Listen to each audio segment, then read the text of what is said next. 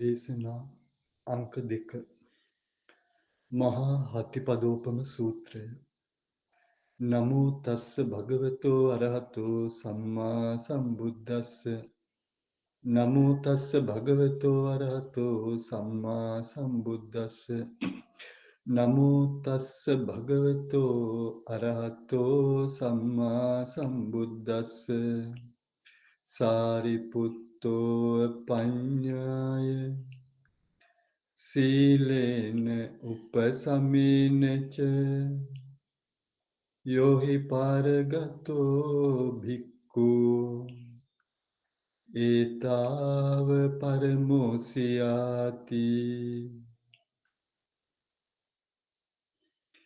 යේකේච කුසලා ධම්මා සබ්බේතේ චතුසු අරිය සත්‍යේසු සංඝං ගච්ඡanti කියන මේ පාඩය තේරුම් ගන්න අපි චතුරාර්ය සත්‍ය ධර්ම වශයෙන් යෙදෙන ආකාරය ඒ ධර්මයන් චතුරාර්ය සත්‍යයට සංග්‍රහ වෙන ආකාරය මුලින් තේරුම් අරගෙන ඉන්න ඕනේ. ධර්ම වශයෙන් චතුරාර්ය සත්‍ය, ඒ කියන්නේ ධර්ම වශයෙන් දුක්ඛ සත්‍ය කියන්නේ මොකක්ද? ධර්ම වශයෙන් සමුදය සත්‍ය කියන්නේ මොකක්ද? නිරෝධ සත්‍ය කියන්නේ මොකක්ද?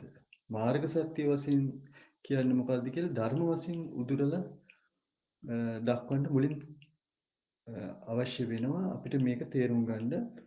මේ යම් තාක් කුසල ධර්මයන් ඇද්ද ඒකේච කුසල ධම්මා සබ්බේතේ චතුසු අරිය සත්‍ය සංඝං ගච්ඡanti යම් තාක් කුසල ධර්මයන් ඇද්ද සියල්ල චතුරාර්ය සත්‍යයට සංග්‍රහ වෙනවා කියලා සාරිපුත්ත මහරහතන් වහන්සේ වදාළ ඒ ධර්මපරයය තේරුම් ගන්න කලින් අපි දත යුතුයි ආර්ය සත්‍ය ධර්ම වශයෙන් උදුරා දක්වන්න. දුක්ඛ සමුදය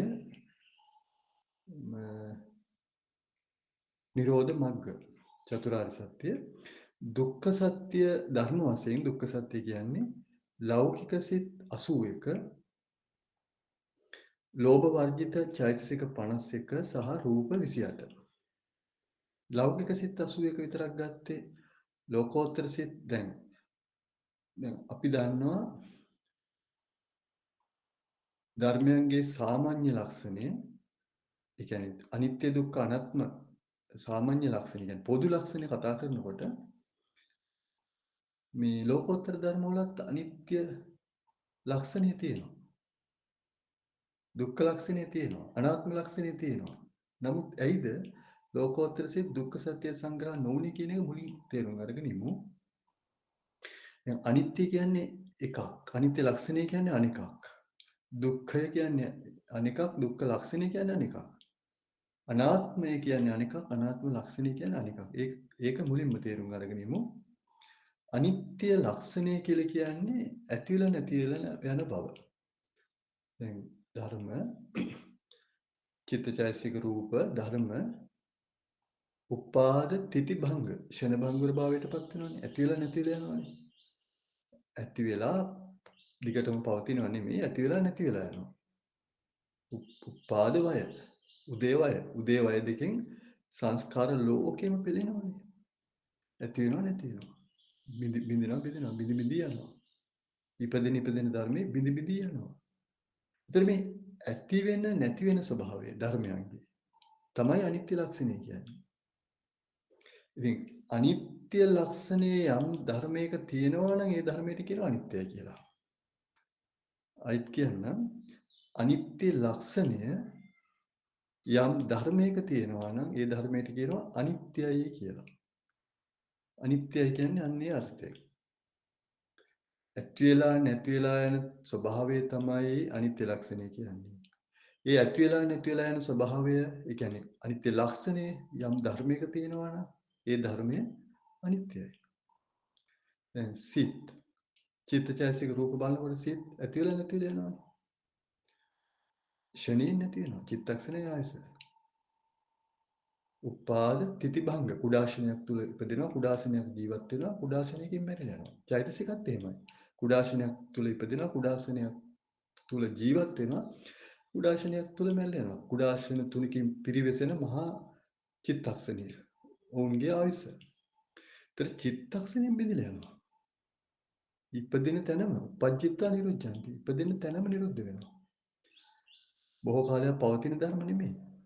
ඒ නිසා චිත්තචෛසික ඇති වෙලා නැති වෙලා යන ස්වභාවයෙන් යුක්තයි. ඒ කියන්නේ අනිත්‍ය ලක්ෂණය තියෙන. එහෙනම් චිත්තචෛසික කියන්නේ අනිත්‍යයි. දැන් රූප චිත්තචෛසික රූපත් එහෙම තමයි. රූපවල ආයස නාම ධර්මයන්ගේ ආයස වලට වඩා සුළු ප්‍රමාණයක් වැඩි. ඒ කියන්නේ ක්ෂණ 17ක් ජීවත් වෙනවා. 22ක් රූප සියලු රූප නෙමෙයි. දෙවිසි රූපයන් චිත්තක්ෂණ 17ක් ජීවත් වෙනවා. නමුත් චිත්තක්ෂණ 17න්නේ. පැයක් ජීවත් වෙනව නෙමෙයිනේ. විනාඩියක් ජීවත් වෙනව නෙමෙයිනේ. තත්පරයක් ජීවත් වෙනව නෙමෙයිනේ රූප. ක්ෂණ 17යි. චිත්තක්ෂණ 17යි. ජීවත් වෙන්නේ. ඒ කියන්නේ රූපත් කුඩාශනයක් තුළ ඉපදෙනවා. කුඩාශන 49ක් ජීවත් වෙනවා. කුඩාශනයක් තුළ මැරිලා යනවා. ඉපදෙනවා ජීවත් වෙනවා මැරිලා යනවා. බිඳි බිඳි යනවා. සියලු රූපයන් 8 රූපයන්ම බිඳි බිඳි යනවා. ඉපදෙන රූප එතනම නිරුද්ධ වෙනවා.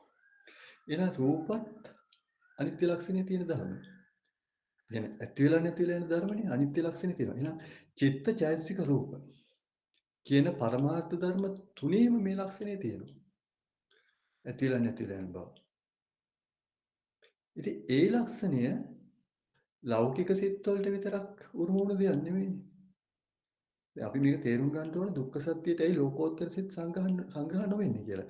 දුක්ඛ සත්‍යයට දක්වන්නේ ලෞකික සිත් 81 විතරයි. දුක්ඛ සත්‍ය කියලා ධර්ම වශයෙන් උදුරනකොට. එතකොට අනිත්‍ය ලක්ෂණය දරන ධර්ම අනිත්‍යයි. ඊළඟට දුක්ඛ ලක්ෂණය. දුක්ඛ ලක්ෂණය කියන්නේ ඇතිවීම නැතිවීම දෙකෙන් පීඩා විඳිනවා නම්, පෙළෙනවා නම්. ඇතිවීම නැතිවීම දෙකෙන් පීඩණයටපත් වෙනවා නම්, පෙළෙනවා නම්, පීඩා විඳිනවා නම්. ඒකට කියනවා දුක්ඛ ලක්ෂණය කියලා.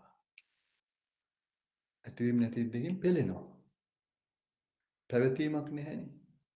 ඉපදුණු එක නැති වෙලා යනවා. ඉපදීම් දෙකෙන් බිදි බිදි යම් වශයෙන් ඉපදීම් වශයෙන් පෙළෙනවා. පෙළෙන එකට කියනවා දුක්ඛ ලක්ෂණය. ඒක දුකයි. ඒ කියන්නේ යමක් අනිත්‍යයි නම් තමයි දුක් වෙන්නේ. යමක් අනිත්‍යයි නන්නේ ඒ දේ ඇති වෙලා නැතිවීම වශයෙන් පීඩා විඳින්නේ.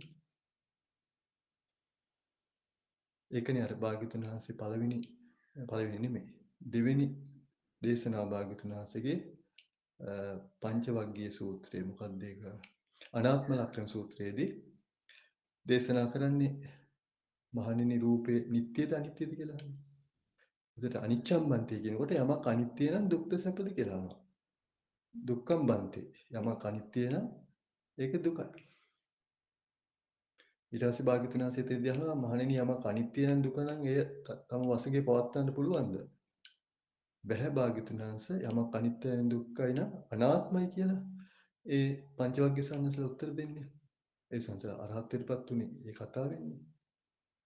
ඒ මේ ත්‍රිලක්ෂණය අරමුණු කරලානේ අනිත්‍ය දුක්ඛ අනාත්ම භාවය පිළිබඳ කරපු දේශනාවල තමයි ලෝකේ පළවෙනි රහතන් වහන්සේ පස් නම පහළ වුණේ. එතකොට